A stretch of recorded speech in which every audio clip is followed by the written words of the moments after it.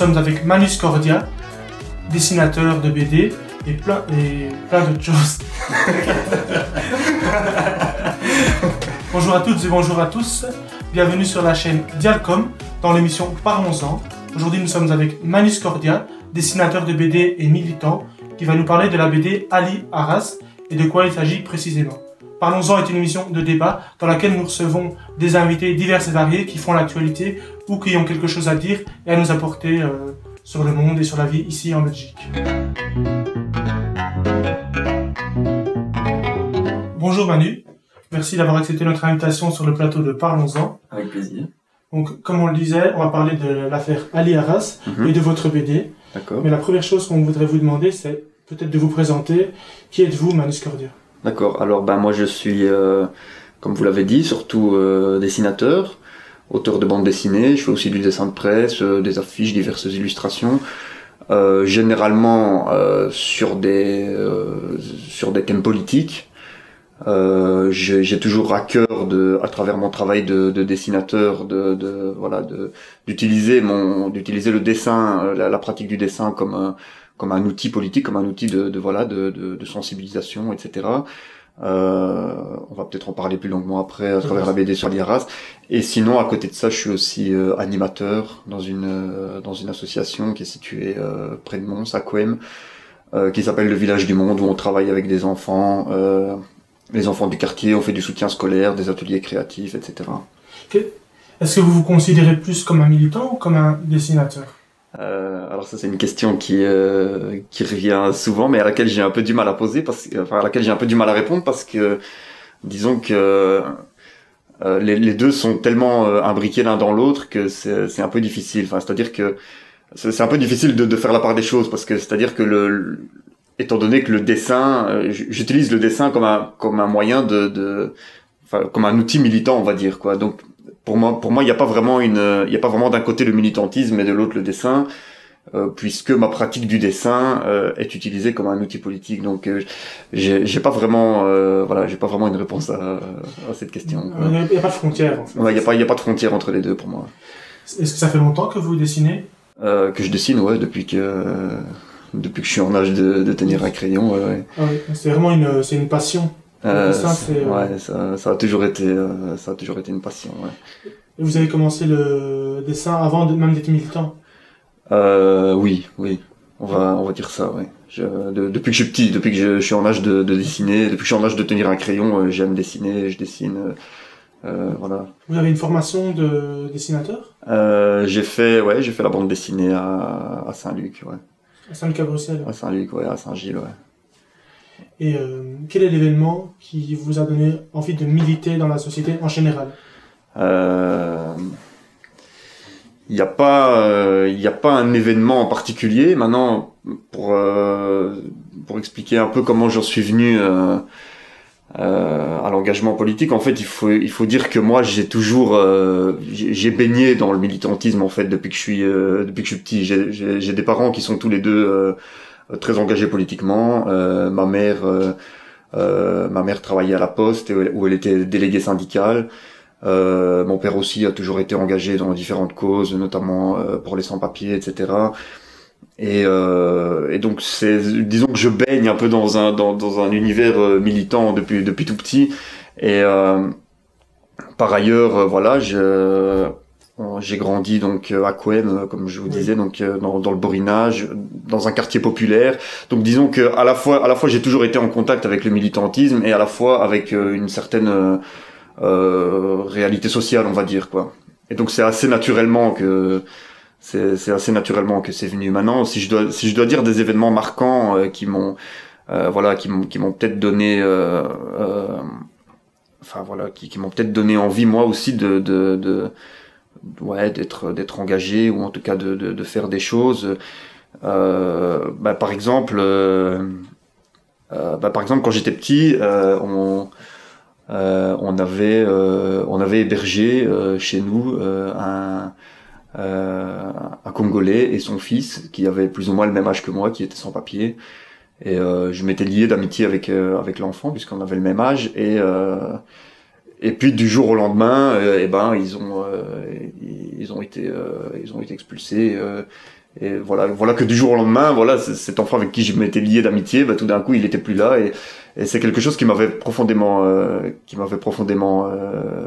marqué, quoi. Enfin, ça fait partie des choses marquantes qui ont forgé je vais pas dire ma conscience politique, mais en tout cas ma révolte par rapport aux choses qui se passent. Enfin voilà. C'est cet événement qui vous a donné envie de militer pour les droits humains spécifiquement? Pour les droits humains spécifiquement, il y a plusieurs types de mobilisation. Vous aurez pu être militant pour le climat, ouais, c'est vrai, pour les choses plus sociales, etc. Je sais pas si je suis militant pour les droits humains plus spécifiquement. On va y revenir. En fait, moi je dirais que moi je me considère plutôt comme c'est plutôt l'antiracisme en fait sur lequel je suis le plus vigoureux. On va dire sur lequel qui est le terrain sur lequel je suis actif ou je dessine ou c'est-à-dire que je sais pas si c'est cet événement-là, il y a eu plusieurs choses, il y a eu aussi il y a celui-là, il y a d'autres choses, il y a eu aussi que j'ai très jeune les premiers livres politiques que j'ai lus, c'était Malcolm X, c'était Mumia Abu Jamal, des choses comme ça, les premiers comment dire j'ai très tôt très tôt les questions liées à ça m'ont parlé, quoi. On va dire les Black Panthers par exemple aussi, et maintenant si je dois me situer politiquement, je dirais c'est dans ce qu'on appelle aujourd'hui l'antiracisme politique, c'est-à-dire que l'antiracisme qui considère que le racisme n'est pas uniquement une question n'est pas uniquement une question morale, n'est pas une question juste individuelle où il s'agit d'aller faire la leçon aux individus en leur disant c'est pas bien, il faut pas être raciste, il faut aimer son proche, il faut être tolérant, etc. Mais de concevoir que l'antiracisme c'est d'abord une lutte politique, parce que le racisme est une question politique, c'est-à-dire qu'on vit dans une société qui est structurellement raciste. Le racisme fait système, c'est-à-dire que le racisme c'est pas uniquement des gens, un tel il est raciste, un tel il l'est pas, c'est pas uniquement des gens qui disent j'aime pas les noirs, j'aime pas les arabes, j'aime pas les étrangers, et à qui il faut aller dire allez, il faut être un peu plus tolérant. Non, c'est le racisme fait système, c'est pas une question individuelle, c'est-à-dire que on vit dans une société où dès lors qu'on est noir ou arabe ou rome, tous les aspects de la société font en sorte que vous serez pas à égalité en fonction que vous soyez blanc ou noir ou arabe ou rome. Vous serez plus facilement dans l'éducation, vous serez plus facilement aiguillé vers l'enseignement technique ou professionnel, vous allez moins facilement trouver un boulot, vous allez moins facilement trouver un emploi, si vous avez affaire à la police, vous allez plus facilement, vous allez avoir plus d'ennuis, si vous avez affaire à la justice, vous allez être plus sévèrement puni. Et donc dans tous les domaines en fait de la vie en société, le racisme est présent. Et c'est institutionnel. En fait. Voilà, c'est systémique, et c'est ça qui est voilà, c'est ça ma vision des choses, de concevoir que on vit dans une société qui en fait voilà, s'est construite là-dessus. La société capitaliste occidentale s'est construite là-dessus, s'est construite sur d'abord l'esclavage, l'idée que voilà, que les noirs n'étaient même pas des humains, ils avaient pas d'âme, on pouvait en faire des esclaves, et puis la colonisation où il s'agissait d'aller civiliser. Donc en fait toute la société est construite sur toute la société capitaliste s'est construite là-dessus, quoi. Vous reliez le capitalisme avec le racisme? Ah ouais, pour moi c'est une évidence, ouais. Par quel moyen? Par ça, c'est-à-dire d'abord la traite négrière, et puis l'esclavage, enfin et puis les colonisations. Donc c'est-à-dire que l'idée de dire voilà, on est supérieur, l'Occident, les blancs, on est supérieur on est supérieur aux autres, notre civilisation est supérieure, notre race est supérieure. Cette idée-là, pour servir le capitalisme, pour servir le profit, la soif de profit, Et encore aujourd'hui, il y a toujours cette domination du Nord sur le Sud, de l'Occident sur l'Afrique. Donc pour moi le lien il est pour moi le lien entre racisme et capitalisme il est évident. Ouais. Et est-ce qu'on peut relier ça avec la mission civilisatrice au Congo par exemple? Ah ouais, clairement, ouais, clairement pour ce qui est du cas de la Belgique, c'est une évidence. Je crois que c'est Aimé Césaire qui disait pas de colonialisme sans racisme. Toute conquête coloniale est toujours accompagnée d'un profond mépris pour le peuple colonisé. On peut pas décemment aller coloniser, s'approprier un pays au détriment de ses habitants et en allant massacrer ses habitants, soumettre ses habitants à la domination coloniale sans au préalable avoir installé dans l'idée du peuple colonisateur que voilà qui sont forcément inférieurs, le racisme c'est la déshumanisation. On va déshumaniser l'autre pour justifier toutes les horreurs qu'on va perpétrer à son encontre, quoi. Et le colonialisme au Congo, forcément n'a pas fait exception. Toute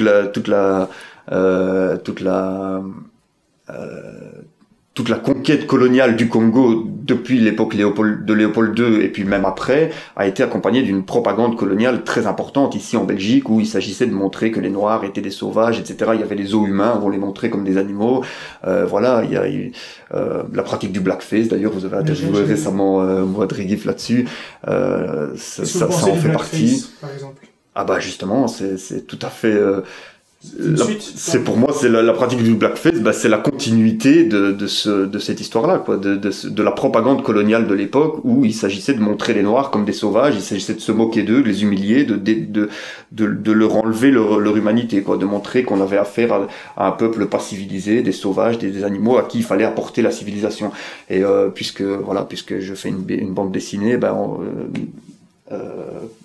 puisque je suis auteur de bande dessinée, comment ne pas évoquer la bande dessinée Tintin au Congo qui fait intrinsèquement partie de cette propagande coloniale, quoi. Parce que je veux dire par rapport à ça, par rapport à Tintin au Congo et à Hergé, il y a eu toute une polémique l'année passée avec la réédition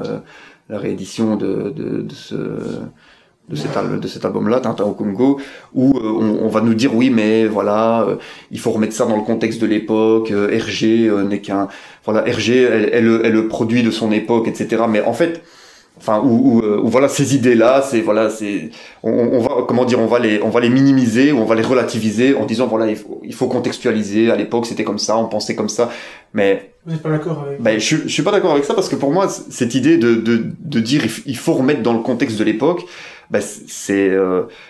c'est nier à ceux qui à l'époque luttaient contre ça. Déjà à l'époque, il y avait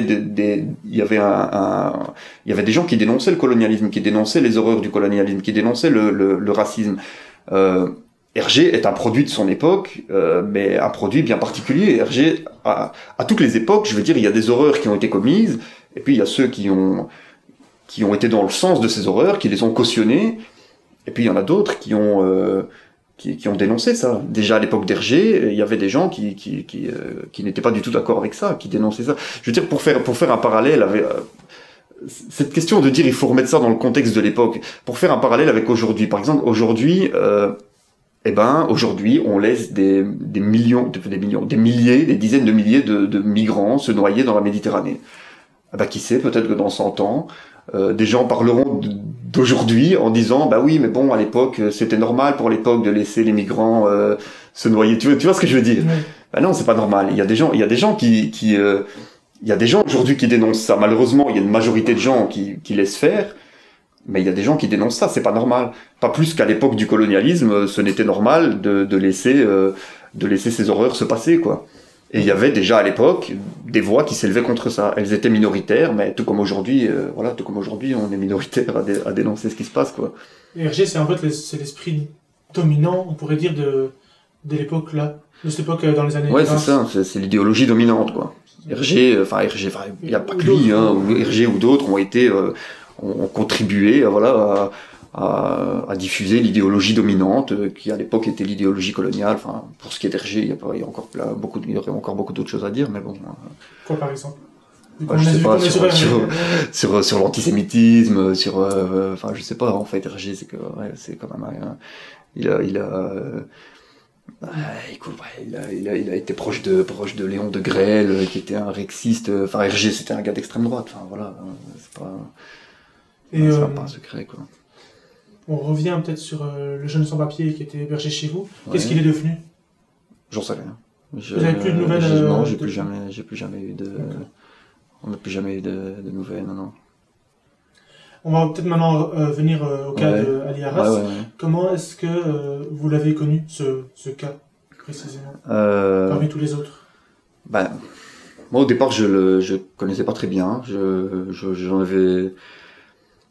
J'ai vu passer ça, des infos là-dessus sur Facebook, un peu comme tout le monde, je sais pas,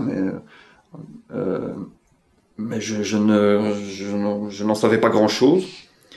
En fait, c'est un ami à moi qui fait partie du comité de soutien d'Ali Arras, qui savait que j'étais dessinateur et qui m'a proposé de faire une bande dessinée là-dessus. Moi, j'en savais pas grand-chose. Je savais que tout ce que j'en savais, c'était que c'était un prisonnier.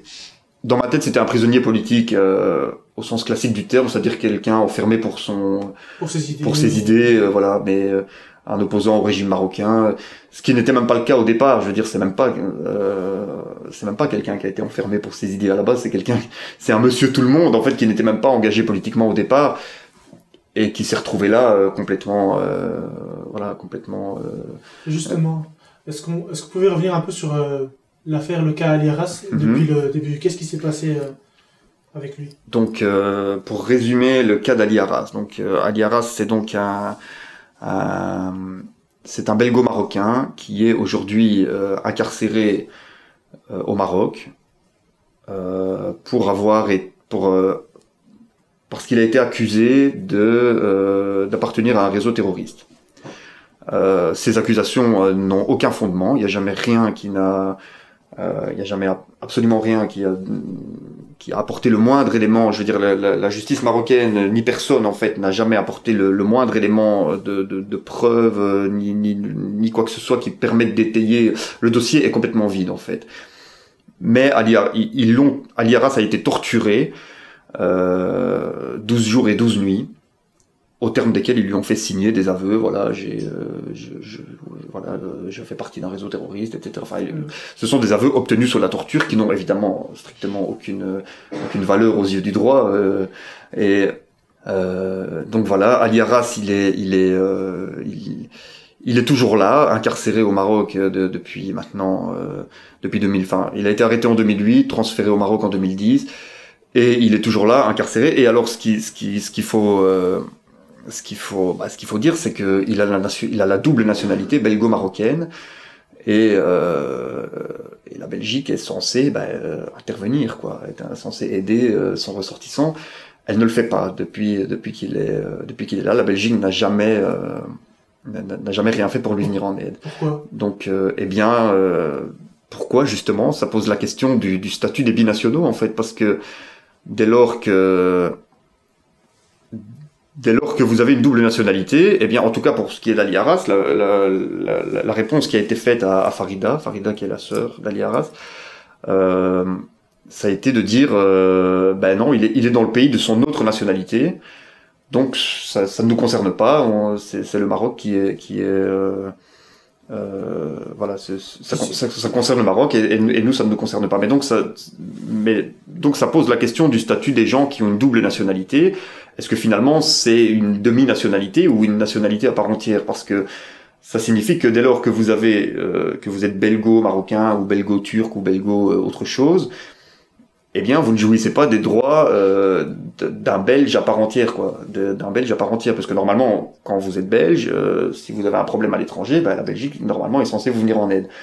Et là, la double nationalité est utilisée comme prétexte pour le laisser, pour le laisser aux autorités marocaines. Voilà, pour le laisser aux autorités marocaines. Maintenant, moi, je pense qu'il y a aussi le fait que il y a plusieurs choses. Je pense qu'il y a le fait que entre la Belgique et le Maroc, il y a des relations diplomatiques à ne pas mettre à mal.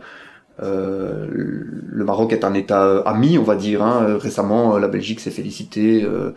Il y a quelques années, c'était les 50 ans d'amitié belgo-marocaine, etc. Enfin, il y a des relations, voilà, il y a des relations politiques avec le Maroc à pas mettre à mal, quoi. D'ailleurs, on voit bien hein, on voit bien qu'en fonction en fonction du pays concerné, l'attitude est très différente. Par exemple, je vais prendre le cas de Amaya Coppens, qui est une belgo-nicaraguayenne, qui a été arrêtée au Nicaragua. Et bien là, Didier Reynders, le ministre des Affaires étrangères, est tout de suite intervenu. Ça n'a pas abouti. Je sais pas très bien où ça en est, mais en tout cas, l'attitude a été tout de suite très différente, quoi. Ah non, tant mieux pour elle, hein, mais on voit qu'il y a vraiment un deux poids deux mesures là-dessus. Je vais prendre encore un autre exemple, celui de Mustapha Awad, qui lui, par contre, n'a pas une double nationalité. Lui, il est belgo-belge, enfin, il est belge à part entière, quoi, mais d'origine palestinienne. Et il a été arrêté en Israël. Et bien, à nouveau, là, la Belgique l'a laissé complètement à son sort. Donc là, ils ont même pas l'excuse de la double nationalité là pour ne pas s'en occuper. Donc on voit vraiment, mais là c'est parce que c'est Israël. Attention, il faut surtout pas se mettre en porte-à-faux par rapport à Israël. Donc on voit que vraiment en fonction de la relation qu'on a avec le pays concerné, la réaction va être différente. Après pour ce qui est d'Ali Arras, il me semble qu'il y a aussi, pour moi il y a aussi c'est du racisme. Je veux dire, enfin, déjà le seul fait que quand on a une double nationalité, on ne bénéficie pas des mêmes droits qu'un Belge à part entière, pour moi, c'est déjà du racisme. Ça veut dire qu'il y a des citoyens de seconde zone en fait. Et le fait que c'est un arabe, que c'est un musulman, qu'il est accusé de terrorisme, toutes ces choses-là jouent dans le fait que la Belgique ne va pas s'en préoccuper, quoi. Donc en fait, c'est à la fois du racisme, mais à la fois ne pas brusquer, entre guillemets, les pays. Ouais, c'est ça, ouais. Donc il y a de la diplomatie aussi dedans. Quoi, c'est ça, il y a les relations avec le régime marocain qu'il faut pas brusquer, ouais. On sait qu'Ali Arras est belgo-marocain, comme vous l'avez dit, mais on sait aussi que l'Espagne a joué un rôle dans cette affaire, enfin a son rôle dans cette affaire. Quel est ce rôle? Pour recontextualiser, Ali Arras est originaire de Melilla, qui est une enclave espagnole sur le sol marocain. Les habitants de Melilla, jusqu'il y a très peu de temps, n'avaient pas la nationalité espagnole. C'était comme une colonie, c'était une colonie, enfin ça l'est toujours en fait, d'ailleurs, une colonie espagnole en Afrique. Donc les habitants de Melilla n'étaient pas des citoyens espagnols. Pour pouvoir venir en Belgique, leur père les a inscrits au Maroc, pour qu'ils aient une nationalité. C'est comme ça qu'ils ont la nationalité belgo-marocaine. Donc ils sont venus habiter en Belgique, dans les années 70, d'abord Ali, puis Farida. Ali a fait toute sa vie en Belgique, il a travaillé, il a fait son service militaire, il s'est marié, etc. Il a fondé une librairie, donc vraiment le gros de sa vie il l'a passé en Belgique. Et puis dans les années 2000, il est retourné vivre à Melilla. C'est là-bas qu'il a été arrêté par la police espagnole parce qu'il était soupçonné de trafic d'armes pour un réseau terroriste. Il faut savoir que c'est dans les années 2000, 2005, 2006, dans les années qui suivent les attentats, il y a eu les attentats du 11 septembre et puis il y a eu les attentats de Madrid, de Casablanca. Donc l'Espagne et le Maroc sont deux pays qui sont vraiment concernés par la question du terrorisme, etc. Et où il y a vraiment déjà, comme aujourd'hui maintenant après les attentats, des dérives, des politiques très répressives et arbitraires par rapport au terrorisme. Ou en tout cas pour ce qui est du Maroc, des gens sont arrêtés vraiment sous des prétextes complètement futiles et torturés, etc. Donc et où les citoyens de confession musulmane, il y a, déjà comme maintenant, une espèce de paranoïa collective sur les musulmans terroristes, etc. Enfin, tu vois. C'est une ambiance générale. Une ambiance générale comme ça qui est malheureusement encore très très d'actualité. Et Et donc il a été arrêté parce que soupçonné d'appartenir à un réseau terroriste. Pour quelle raison, on ne sait pas. Il est libéré sous caution et il fait l'objet d'une enquête très approfondie pendant 2 ans. Là, on est vers quelles années? Là, donc il a été arrêté une première fois en 2006. Et donc pendant 2 ans, il est surveillé, fait l'objet d'une enquête très approfondie. Et en 2008, il est réarrêté. Et cette fois, il ne libère plus.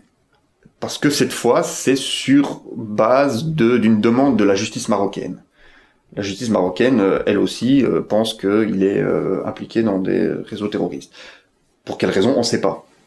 Qu'est-ce qui leur fait penser ça, on n'en sait rien. Pas d'éléments, ils sont jamais fournis. Il n'y a jamais eu le moindre élément. Il est incarcéré en Espagne pendant je sais pas exactement combien de temps, je crois 2 ans.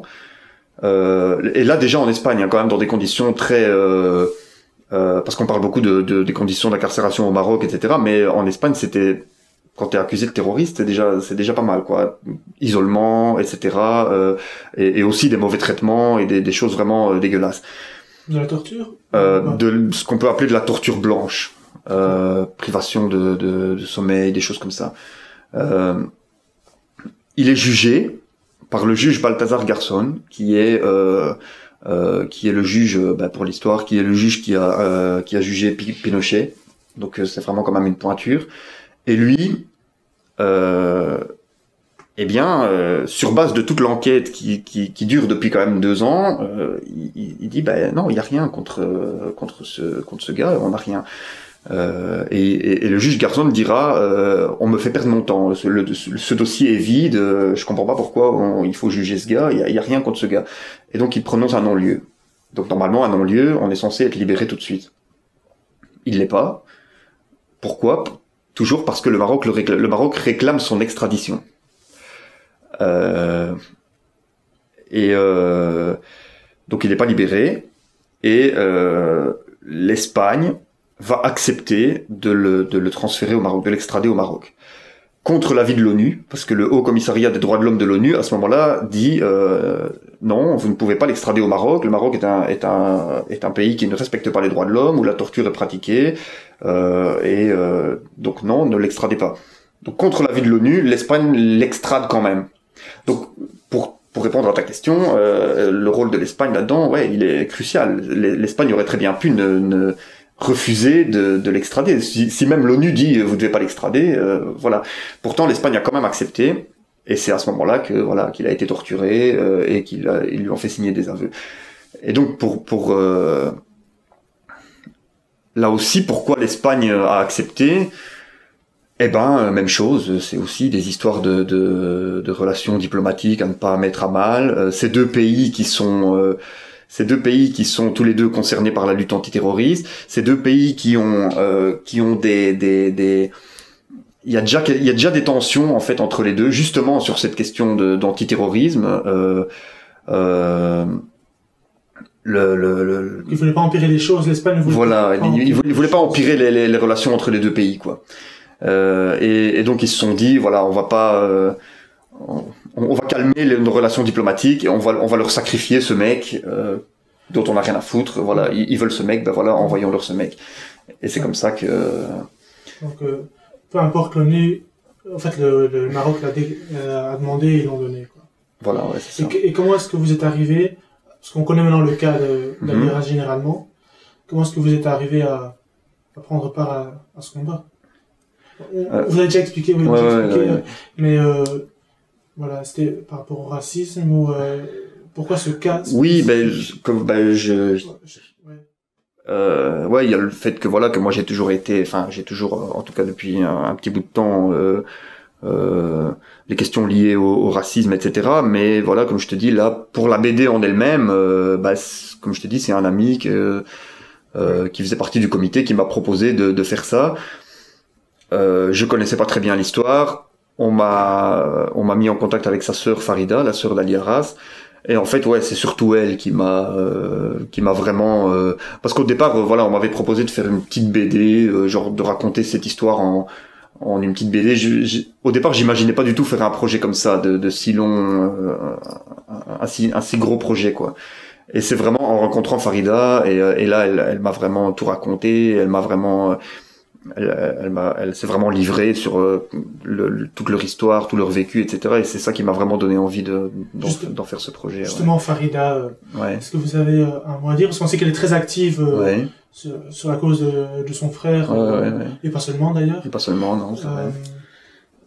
Qu'est-ce qu'elle entreprend comme action, Farida, à ce jour et depuis plusieurs années? Depuis le début, c'est elle qui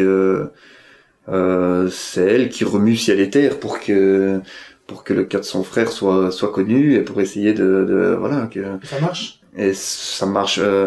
En tout cas, pour faire connaître la cause d'Alice, ça marche, ouais. On peut dire que elle a mis sur pied avec Luc Vervat, ici à Bruxelles, le comité de soutien à Ali Arras. Elle a réussi à avoir quand même le soutien d'Amnesty International.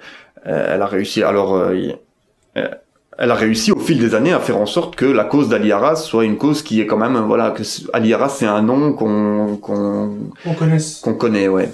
Et ouais, ça c'est son courage, c'est son travail, c'est sa ténacité qui fait ça, quoi. Maintenant voilà, malheureusement, Ali Arras, il est toujours en prison, quoi. Son combat n'a pas d'impact au niveau des autorités belges. Apparemment. Ni au niveau des autorités belges, ni au niveau des autorités marocaines. Mais je pense que malgré tout, ça n'aura pas été vain, parce que c'est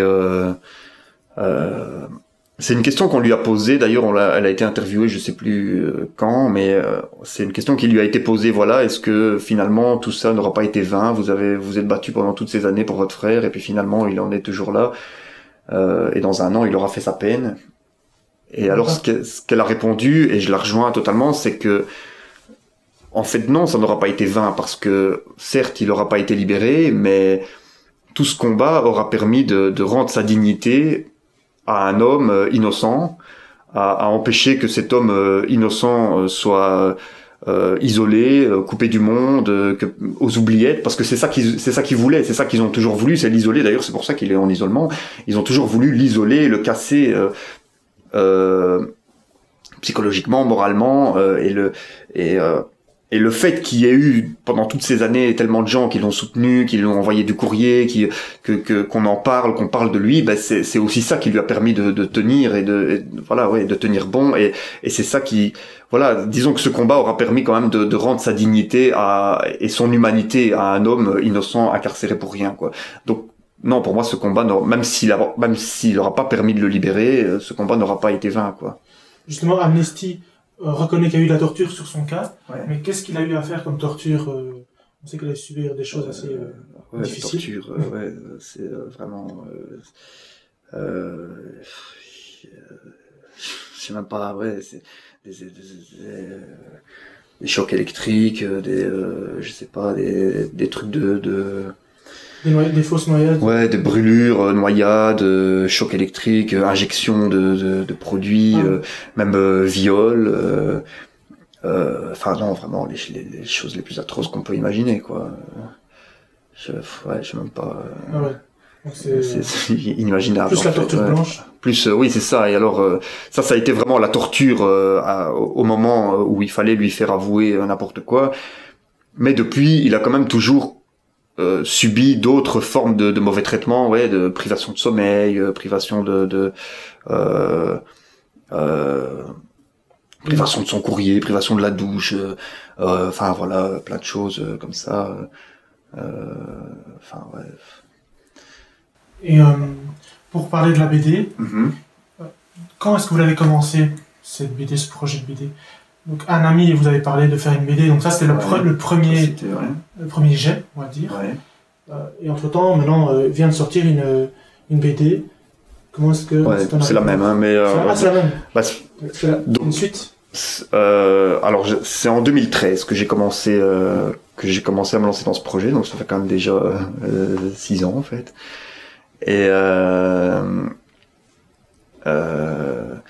Et donc à ce moment-là, il était encore à Rabat, parce que maintenant il est à Tiflet. Entre-temps, il a été transféré dans une prison où il est vraiment encore plus en isolement.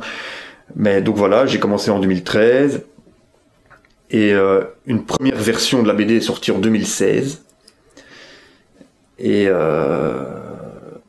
ça c'est sorti par on a financé l'édition par un crowdfunding. On avait fait une campagne de crowdfunding à l'IARAS, au-delà des barreaux et des frontières, où on avait aussi publié par la même occasion le livre de Farida Arras, qui est un espèce de recueil un recueil de lettres de correspondance entre elle et lui, et où elle relate aussi toute la grève de la faim de 2015. Donc voilà, on a financé ça comme ça par un crowdfunding. Et puis maintenant, en 2019, la bande dessinée a été réactualisée, donc j'ai rajouté un peu tout ce qui s'est passé depuis. Et là, elle a été éditée chez un éditeur Vide Cocagne, un éditeur de bande dessinée, en avril 2019. Et voilà, et donc maintenant, elle est diffusée de manière un peu plus visible, la visibilité. Voilà, ça a gagné en visibilité, quoi. Et d'ailleurs, voilà, pour le dire, elle a gagné récemment un prix la semaine passée, non, il y a 2 semaines, le prix de la BD de reportage 2019. Ce qui augmente aussi la visibilité. En fait, c'est un effet boule de neige positif. Ouais, j'espère que ça permet. En tout cas, ouais, la nouvelle édition a eu quand même un certain. Il y a quand même eu un relais médiatique un peu, je veux dire conséquent. Et ouais, j'espère que le fait qu'elle ait reçu un prix permet, en tout cas, voilà, ça donne une visibilité dans les librairies, etc. Et j'espère que voilà, ça va contribuer à faire connaître et à continuer à faire connaître la cause d'Ali Arras, quoi. Est-ce que vous avez eu des échos sur le comment a été reçu ce livre, cette BD dans la population, parmi les gens? Est-ce que vous avez des retours positifs, négatifs peut-être aussi? J'ai des retours, les retours que j'ai généralement sont assez positifs, ce que je retiens, c'est que beaucoup de gens, c'est en lisant la BD que ça leur a permis de mieux comprendre le cas d'Ali Arras. C'est ce que m'a dit Farida aussi, que ma BD sert d'outil pour vraiment mieux faire comprendre aux gens la cause d'Ali. Il y a plein de gens qui me disent j'ai lu ta BD, vraiment je connaissais pas du tout cette histoire, et vraiment c'est révoltant, c'est bouleversant, et enfin voilà, que maintenant voilà, si ma BD a permis à un certain nombre de gens de prendre conscience de cette horreur, de cette injustice qui est celle que subit Ali, voilà, pour moi c'est une réussite, quoi. C'était votre but? C'était le but, voilà. Maintenant des retours négatifs, j'en ai pas eu tellement, à part si, il y a eu une fois Étienne Dujardin, je sais pas, un journaliste mais vraiment de droite, je crois qu'il est proche de Destex et tout ça, qui avait dit pour quel média il est? Je sais plus, je me demande, je sais plus. Il avait dit un truc, c'était au moment où il y avait eu à Lemonnier, il y avait eu des jeunes qui avaient cassé des voitures et tout ça, fin 2017. Et je sais plus ce qu'il avait dit, il avait dit un truc comme cette gauche trop laxiste qui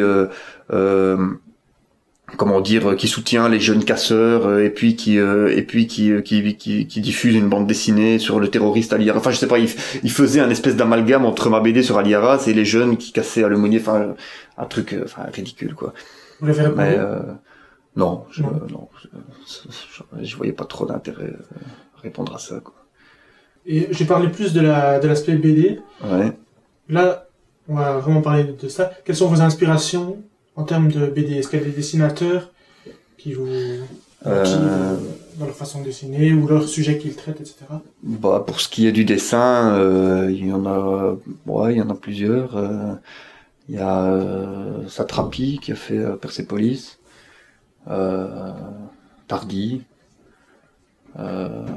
C'est plus au niveau du dessin, là? Là c'est plus au niveau graphique, je sais pas, je peux te dire des noms, mais ça va pas te dire grand chose. David B, Larsenet, voilà, au niveau graphique, je parle.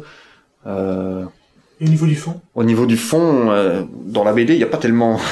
Si Tardy, Tardy, ouais, c'est quand même un dessinateur qui fait des choses un peu engagées, entre guillemets, on va dire. Mais sinon, pas tellement, non. Et plus largement, hormis les dessinateurs, quelles sont alors vos influences plus généralement? Est-ce qu'il y a peut-être des auteurs, cinéastes, des gens du monde artistique qui vous influencent? Ouais, des artistes engagés, quoi. En général, on peut citer Émile Zola, par exemple, en son temps, Ouais. des gens plus classiques, ou peut-être contemporains aussi, par exemple. Émile Zola, c'est pas tellement... Enfin, ça n'a jamais été... exemple, hein. Mais non, je vois ce que tu veux dire. Mais, dans la BD, je dois dire qu'il n'y a pas tellement... il y en a pas tellement, ouais. Bon, Tardy, je l'ai dit, peut-être un petit peu Satrapi. Sinon, ouais, comme cinéaste, je sais pas, Ken Loach. Sinon, moi, je suis depuis très longtemps, je suis quelqu'un. J'ai baigné pendant longtemps, adolescent et tout ça, dans le milieu hip-hop. Et donc, ouais, le rap engagé, militant, c'est quelque chose qui m'a beaucoup influencé, même dans ma façon de penser et tout ça. Et même les sujets abordés, hein, tu vois, dans le rap, ouais, NTM, etc. Aujourd'hui, La Rumeur, Kazé, Medine. Et c'est un petit peu aussi les sujets, voilà, hein, les crimes policiers, le racisme, le colonialisme, etc. C'est un petit peu, mais ça, ouais, c'est ça. Bah, c'est des ça m'a pas mal, même si ça n'a pas du tout à voir avec la bande dessinée en soi, mais voilà, c'est des choses qui m'ont influencé, on va dire. Dans les sujets déjà traités. Ouais, dans les sujets traités, ouais. Maintenant, on va parler de peut-être vos projets d'avenir. Est-ce que vous en avez?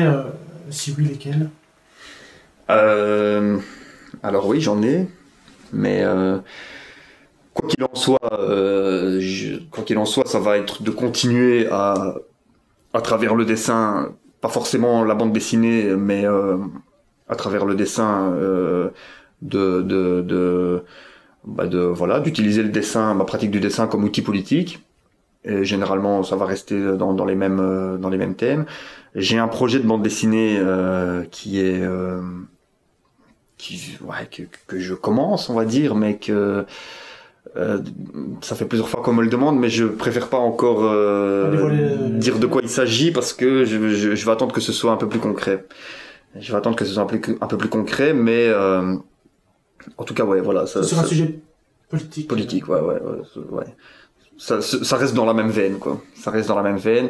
Et par ailleurs, c'est pas vraiment un projet d'avenir puisque c'est fait, mais j'ai aussi contribué en tant que dessinateur à la réalisation d'un film d'animation qui s'appelle Caoutchouc rouge, rouge coltan, et qui est justement sur l'histoire du colonialisme belge au Congo, qui fait vraiment le parallèle, enfin qui établit vraiment une continuité entre le colonialisme d'hier à l'époque de Léopold II, qui établit une continuité jusqu'à aujourd'hui pour dire voilà, ça continue, hier le caoutchouc, aujourd'hui le coltan.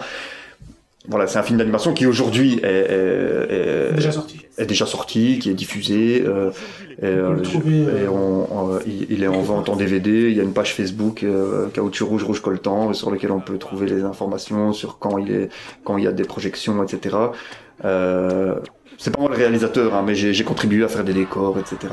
Et je participe à sa diffusion. Donc c'est pour ça que j'en profite pour en parler, parce que tu parlais des projets et voilà. Est-ce qu'il y a un rendez-vous pour voir ce film, une projection? Là tout de suite je connais pas par cœur les prochaines projections, mais voilà, tout est sur la page Facebook du film Caoutchouc rouge, rouge coltan. Voilà, vous avez tout. On invite les gens à aller voir sur sa page. Et sur la page aussi, la page d'Ali Arras, qui s'appelle... Alors il y a plusieurs pages. Des informations sur son cas et sur la BD. Il y a plusieurs pages. Il y a une page de la BD qui s'appelle Ali Arras, la bande dessinée. Ça c'est spécifiquement sur la bande dessinée. Après il y a la page Facebook du comité Free Ali Arras. Il y a le site internet. Pour avoir les infos vraiment sur Ali Arras en lui-même, je conseille aux gens plutôt d'aller voir sur le site. Donc c'est le site freeali.eu. Et là vous avez vraiment toutes les informations sur le cas d'Ali Arras, sur tout ce qui se fait autour de lui, sur où ça en est, etc. Et puis sinon, voilà, la sœur d'Ali, Farida, généralement sur sa page Facebook aussi personnelle, tient au courant de la situation, quand ça arrive qu'elle aille lui rendre visite, qu'elle a des nouvelles de lui, ben voilà, elle partage sur Facebook, quoi, pour tous les gens qui veulent savoir où ça en est, quoi. À l'heure actuelle, est-ce qu'il reçoit beaucoup de soutien? En fait, depuis fin 2016, il a été transféré, donc je l'ai dit tout à l'heure, à Tiflet, dans une prison où il est vraiment dans des conditions d'incarcération encore bien pires, où il est en isolement 23 heures sur 24, son lit c'est un bloc de béton, et il a droit à un appel téléphonique 5 minutes par semaine ou quelque chose comme ça, et il reçoit plus son courrier. Donc ça c'est quelque chose, je l'ai dit tout à l'heure, hein, ils cherchent vraiment à l'isoler, à l'isoler, à le couper du monde extérieur. Et donc malgré tout les gens qui le soutiennent continuent à lui envoyer du courrier, même s'il malheureusement ne le reçoit pas. Et donc pour briser son isolement, il y a eu depuis presque un an, Farida et le comité de soutien ont essayé de mettre sur pied le projet de faire en sorte qu'il ait au moins une visite par mois. Et donc il y a un numéro de compte où on peut verser ce qu'on veut pour faire en sorte que parce que ça coûte évidemment les voyages pour aller jusque là pour aller lui rendre visite, quoi. Malheureusement, je pense que pour l'instant, il n'a plus droit aux visites que les personnes les plus proches, donc sa sœur, son épouse. Mais généralement, c'est plutôt son épouse, parce que là, pour le moment, alors ça c'est encore toute une autre histoire. Farida préfère ne pas prendre le risque d'aller au Maroc, étant donné que, alors ça, et je crois qu'il faut peut-être le dire, c'est que maintenant la Belgique, c'est devenu officiel, ne protège plus les binationaux quand ils sont à l'étranger. C'est passé. Donc ça c'est une excuse il y a une loi maintenant. Il y a une loi qui est passée, je crois que c'est en 2018. Donc jusque-là, ils utilisaient ça comme excuse pour ne pas venir en aide à Ali Arras. Ben non, voilà, il est dans le pays de son autre nationalité.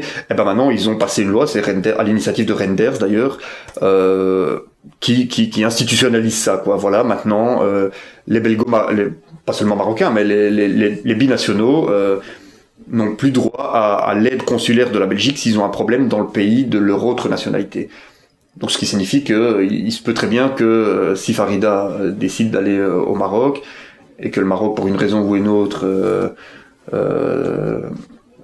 décide de l'arrêter, et ben la Belgique ne va pas lui venir en aide. Donc, il est préférable pour elle, pour sa sécurité, de ne pas y aller. Donc pour le moment, les visites à Ali Arras, c'est plutôt son épouse et voilà sa famille. Est-ce que vous pensez que cette initiative de loi de Didier Reynders, donc le ministre des Affaires étrangères, est-ce que c'est lié à Ali Arras? Je pense bien, ouais. Oui. Après, on peut pas vraiment en avoir la preuve, mais je pense bien que on va dire que ce que je pense et ce qu'on pense, c'est qu'il a fait une proposition de loi pour officialiser l'attitude qu'il avait vis-à-vis d'Ali Arras depuis le début, quoi. Parce qu'au départ, il a été attaqué en justice. Farida Arras a attaqué l'État belge en justice, l'État belge en la personne de Reynders, pour non-assistance consulaire. Et elle avait gagné d'ailleurs en appel une première fois, puis une deuxième fois en appel. L'État belge enjoignait, la justice belge enjoignait Reynders à apporter une assistance consulaire à Ali Arras. Décision de justice qu'il n'a jamais respectée. Et puis finalement, en cassation, il a réussi à briser cette décision de justice. Et puis il a fait cette proposition de loi pour vraiment, se protéger. Pour vraiment se protéger. Enfin, voilà, c'est ce qu'on pense. Il faut être prudent et donc demander des conditions de traitement correctes. La lutte contre la torture, la Belgique est en première ligne. Demander qu'on mette fin à une grève de la faim pour qu'on puisse réintégrer la prison dans de bonnes conditions, oui. Dire il faut le libérer, je n'irai pas jusque-là. Oui, parce que le discours de Reynders, ça a toujours été de dire mais non, mais moi j'ai toujours fait mon possible, j'ai écrit à mon homologue marocain, etc. Mais la vérité, c'est que s'il avait fait son possible, pourquoi il serait allé en cassation? Pourquoi il aurait, s'il avait fait son possible, il aurait respecté la décision de justice. le fait qu'il a, voilà, qu'il a, comment dire, qu'il a été en cassation pour faire casser la décision de justice, c'est bien la preuve qu'il n'avait pas la volonté voilà, de l'appliquer, quoi. Est-ce que Farida ou d'autres personnes de la famille d'Ali Arras ont été rencontrées, Didier Reynders, à un moment donné? Ouais, plusieurs fois, des gens du comité de soutien, oui, Farida, plusieurs fois, ils ont été l'interpeller, mais non, il veut rien savoir, quoi. Il reste. Il campe sur ses positions. Il campe totalement sur ses positions. Et il reste vraiment dans une attitude vraiment méprisante et en plus presque à certains moments dans la diffamation. Par exemple, je crois que c'était quelques semaines après les attentats du Bataclan. Il a été interpellé justement là-dessus sur le cas d'Ali Arras. Et alors il a dit oui, non mais attention, parce que Ali Arras c'est quand même un dossier lié au terrorisme, c'est quand même quelqu'un qui est accusé de terrorisme. Donc vraiment dans un climat de post-attentat, juste après les attentats du Bataclan, où le terrorisme dans les morts de tout le monde, voilà, dans l'imaginaire collectif, vraiment il y a le terrorisme. Donc lui il établit comme ça une espèce d'amalgame sous-entendu entre Ali Arras et voilà, les terroristes qui ont massacré les gens au Bataclan, quoi. Donc vraiment non, c'est lamentable, quoi. C'est à cette époque-là d'ailleurs qu'il a fait la loi. Cette loi-là, non, cette loi-là c'était sur non, cette loi-là c'est plus récent. Je crois que c'est en mai 2018, mais je suis pas certain. C'est dans la BD, pour ceux qui veulent savoir, achetez la BD, lisez la BD, et vous aurez toutes les infos. Dernière question, on va peut-être expliquer aux gens ce qu'ils peuvent faire aujourd'hui pour soutenir la cause d'Ali Arras. Ouais. Qu'est-ce qu'ils peuvent faire? Ils peuvent évidemment acheter la bande dessinée, bien entendu, puisque de cette façon-là, ils prennent connaissance de l'affaire de manière beaucoup plus beaucoup plus précise, de manière beaucoup plus détaillée, mais aussi une partie de l'argent de la bande dessinée est reversée au comité de soutien. Voilà. Ils peuvent aussi, alors très concrètement, en fait, lundi prochain, 30 septembre, à 19h, il y aura une conférence avec justement pour présenter la bande dessinée, mais aussi pour revenir un petit peu sur toute l'affaire, avec en présence de Farida Arras, la sœur d'Ali, quelqu'un d'Amnesty International, quelqu'un de la Ligue des droits de l'homme et moi-même. Et donc on reviendra un petit peu sur toute l'affaire, et là voilà, les gens, tout le monde est le bienvenu. Donc c'est le 30 septembre, lundi prochain à 19h, et c'est au PAC, Penser et agir par la culture, c'est rue Lambert-Crick, c'est à Anderlecht. Mais ça aussi, il y a toutes les infos sur Facebook. Voilà, et puis que peuvent faire les gens d'autres, voilà. Venir peut-être au rassemblement s'il y en a. Quand il y en a, voilà. Il n'y a rien de prévu en ce moment. Pour le moment, je ne pense pas, non. Mais voilà, c'est déjà plusieurs choses concrètes, plusieurs pistes que les gens peuvent faire, ouais. Merci Manu d'être venu sur le plateau Parlons-en. Avec plaisir. On vous laisse et on vous dit à très vite pour un nouvel épisode. Abonnez-vous si vous ne l'avez pas fait. Diffusez la vidéo, partagez-la, cliquez sur j'aime, etc. Ciao.